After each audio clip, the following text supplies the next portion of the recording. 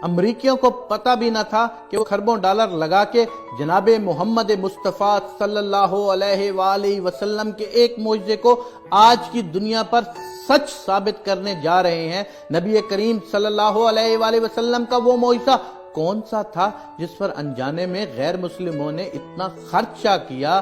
King Abdul Aziz university Jeddah میں ماہر ارضیات کے پروفیسر نے سنایا، قرآن مجید میں سائنسی حقائق کمیٹی کے سربراہ ہیں وہ پروفیسر، اور مصر کی سپریم کونسل آف اسلامی امور کی کمیٹی کے بھی سربراہ ہیں۔ انہوں نے میزبان سے کہا کہ اس آیت کریمہ کی وضاحت کے لیے میرے پاس ایک واقعہ موجود ہے۔ انہوں نے اس واقعہ کی وضاحت کرتے ہوئے کہا کہ ایک دفعہ میں برطانیہ کے مغرب میں واقع کارڈف یونیورسٹی میں ایک لیکچر دے رہا تھا جس کو سننے کے لیے مسلم اور غیر مسلم طلبہ کی کثیر تعداد موجود تھی۔ قرآن میں بیان کردہ سائنسی حقائق پر جامع انداز میں گفتگو ہو رہی تھی، اور ایک نو مسلم نوجوان لڑکا کھڑا ہوا اور مجھے اسی آیت کریمہ کی طرف اشارہ کرتے ہوئے کہا کہ سر، کیا آپ نے اللہ تعالیٰ کے اس فرمان پر غور فرمایا ہے؟ کیا یہ قرآن میں بیان کردہ ایک سائنسی حقیقت نہیں ہے؟ ڈاکٹر صاحب نے جواب دیتے ہوئے کہا کہ نہیں، کیونکہ سائنس کی دریافت کردہ حیران کن اشیاء یا واقعات کی تشریح سائنس کے ذریعے کی جا سکتی ہے، مگر معجزہ ایک مافوق الفطرت شے ہے جس کو ہم سائنسی اصولوں سے ثابت نہیں کر سکتے۔ چاند کا 2 ٹکڑے ہونا ایک معجزہ تھا جس کو اللہ تعالیٰ نے نبوت محمدی صلی اللہ علیہ وآلہ وسلم کی سچائی کے لیے بطور دلیل دکھایا۔ حقیقی معجزات ان لوگوں کے لیے قطعی طور پر سچائی کی دلیل ہوتے ہیں جو ان کا مشاہدہ کرتے ہیں۔ ہم اس کو اس لیے معجزہ تسلیم کرتے ہیں کیونکہ اس کا ذکر قرآن و حدیث میں موجود ہوتا ہے۔ اگر یہ ذکر قرآن و حدیث میں موجود نہ ہوتا تو ہم اس زمانے کے لوگ اس کو معجزہ تسلیم نہ کرتے۔ علاوہ ازیں ہمارا اس پر بھی ایمان ہے کہ اللہ ہر چیز پر قدرت رکھتا ہے۔ پھر انہوں نے چاند کے 2 ٹکڑے ہونے کے واقعے کو بیان کرتے ہوئے کہا کہ احادیث کے مطابق ہجرت سے 5 سال قبل قریش کے کچھ لوگ حضور اکرم صلی اللہ علیہ وآلہ وسلم کے پاس آئے اور انہوں نے کہا کہ اگر آپ واقعی اللہ کے سچے نبی ہیں تو ہمیں کوئی معجزہ دکھائیں۔ حضور اکرم صلی اللہ علیہ وآلہ وسلم نے ان سے پوچھا کہ آپ لوگ کیا چاہتے ہیں؟ انہوں نے ناممکن کام کا خیال کرتے ہوئے کہا کہ اس چاند کے 2 ٹکڑے کر دو۔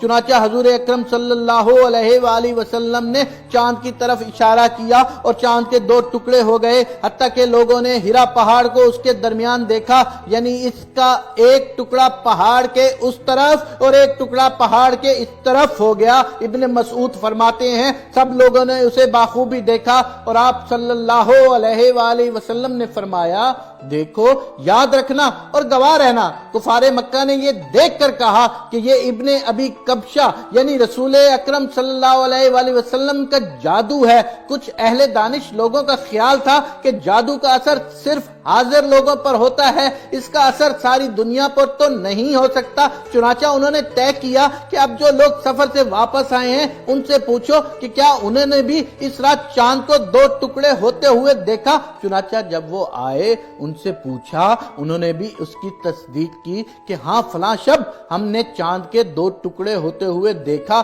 کفار کے مجمع نے یہ طے کیا تھا کہ اگر باہر کے لوگ آ کر یہی کہیں تو حضور اکرم صلی اللہ علیہ وآلہ وسلم کی سچائی میں کوئی شک نہیں۔ اب جو باہر سے آیا، جب کبھی آیا، جس طرف سے آیا، ہر ایک نے اس کی شہادت دی۔ ہم نے اپنی آنکھوں سے دیکھا ہے۔ اس شہادت کے باوجود کچھ لوگوں نے اس معجزے کا یقین کر لیا، مگر کفار کی اکثریت پھر بھی انکار پر اڑی رہی۔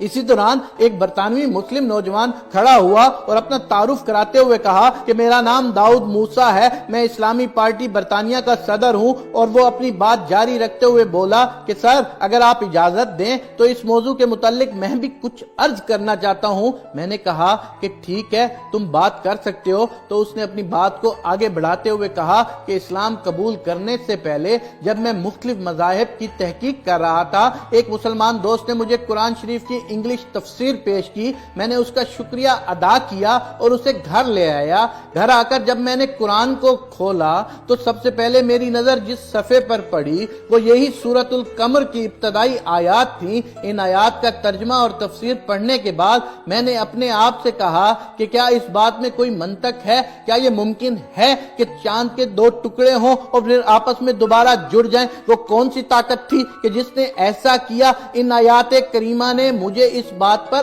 آمادہ کیا کہ میں قرآن کا مطالعہ برابر جاری رکھوں۔ کچھ عرصے کے بعد میں اپنے گھریلو کاموں میں مصروف ہو گیا، مگر میرے اندر سچائی کو جاننے کی تڑپ کا اللہ تعالیٰ کو خوب علم تھا۔ یہی وجہ ہے کہ خدا کا کرنا ایک دن ایسا ہوا کہ میں ٹی وی کے سامنے بیٹھا ہوا تھا۔ ٹی وی پر ایک باہمی مذاکرے کا پروگرام چل رہا تھا جس میں ایک میزبان کے ساتھ 3 امریکی ماہرین فلکیات بیٹھے ہوئے تھے۔ ٹی وی شو کا میزبان سائنسدانوں پر الزامات لگا رہا تھا، اور اس وقت جبکہ زمین پر بھوک، افلاس، بیماری اور جہالت نے ڈیرے ڈالے ہوئے ہیں، آپ لوگ بے مقصد خلا میں دورے کرتے پھر رہے ہیں۔ جتنا روپیہ آپ ان کاموں پر خرچ کر رہے ہیں وہ اگر زمین پر خرچ کیا جائے تو کچھ اچھے منصوبے بنا کر لوگوں کی حالت کو بہتر بنایا جا سکتا ہے۔ بحث میں حصہ لیتے ہوئے اور اپنے کام کا دفاع کرتے ہوئے ان تینوں سائنسدانوں کو کہنا تھا کہ یہ خلائی ٹیکنالوجی زندگی کے مختلف شعبوں، ادویات، صنعت اور زراعت کو وسیع پیمانے پر ترقی دینے میں استعمال ہوتی ہے۔ انہوں نے کہا ہم سرمایہ کو ضائع نہیں کر رہے بلکہ اس سے انتہائی جدید ٹیکنالوجی کو فروغ دینے میں مدد مل رہی ہے۔ جب انہوں نے بتایا کہ چاند کے سفر پر آنے جانے کے انتظامات پر $1 کھرب خرچ آتا ہے تو ٹی وی میزبان نے چیختے ہوئے کہا کہ یہ کیسا فضول پن ہے، ایک امریکی جھنڈے کو چاند پر لگانے کے لیے $1 کھرب خرچ کرنا کہاں کی عقل مندی ہے۔ سائنسدانوں نے جواب دیا کہ نہیں، ہم چاند پر اس لیے نہیں گئے کہ ہم وہاں جھنڈا گاڑ سکیں، بلکہ ہمارا مقصد چاند کی بناوٹ کا جائزہ لینا تھا۔ دراصل ہم نے چاند پر ایک ایسی دریافت کی ہے کہ جس کا لوگوں کو یقین دلانے کے لیے ہمیں اس سے دگنی رقم بھی خرچ کرنا پڑ سکتی ہے، مگر تاحال لوگ اس بات کو نہ مانتے ہیں اور نہ کبھی مانیں گے۔ میزبان نے پوچھا وہ دریافت کیا ہے؟ انہوں نے جواب دیتے ہوئے کہا ایک دن چاند کے 2 ٹکڑے ہوئے تھے اور پھر یہ دوبارہ آپس میں مل گئے۔ میزبان نے پوچھا آپ نے یہ چیز کس طرح محسوس کی ہے؟